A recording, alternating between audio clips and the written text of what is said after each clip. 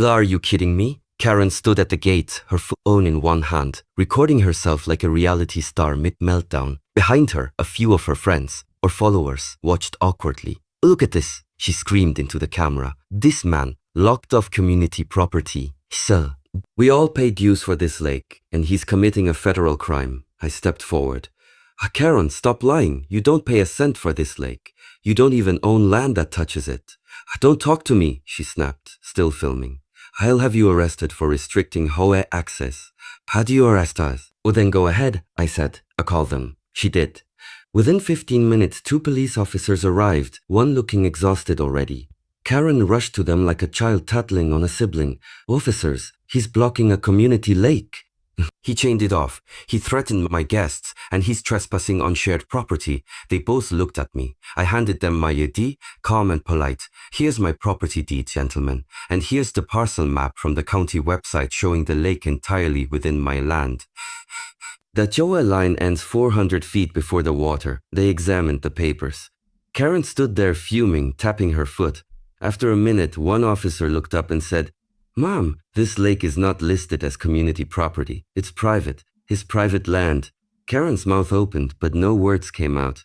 She looked between me and the officers like they had betrayed her personally. That's impossible, she sputtered. The HOA rules say, Ma'am, the officer interrupted gently, the HOA has no authority over property they don't own. If you or your guests step past that fence again, you will be trespassing. Her face turned a deeper shade of red than I thought possible. She started yelling, something about lawsuits, fake permits, a community spirit, but the officers had already walked back to their car.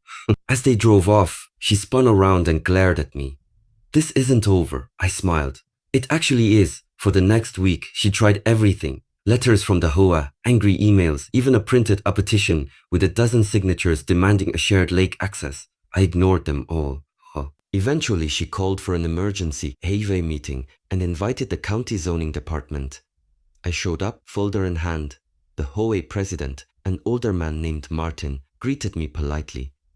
We just want to clear this up, neighbor, he said. Karen sat at the front, glaring daggers. He's been hoarding community property, Martin. He locked it with a chain. I opened my folder, spread the documents on the table, survey maps, county tax records, everything. This lake was deeded to my property in 1978. The HOA was established in 2003. You have no jurisdiction here. So, the zoning officer nodded. He's right. The HOA cannot claim this land. If anything, you've been trespassing. You could have heard a pin drop. Then someone from the back muttered, I told you, Karen. Her jaw tightened. She stood, grabbed her purse and stormed out. After that, the noise stopped. The parties vanished.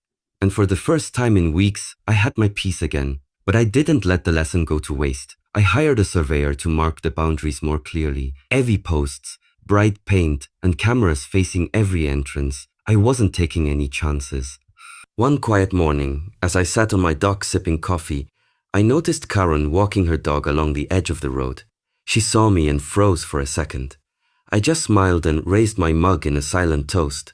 She turned away without a word. A small wooden sign hung behind me now, just above the dock, private lake, screaming not allowed. I don't think she got the joke, but I did. Weeks passed, and life finally went back to normal. The lake shimmered again under the sunlight.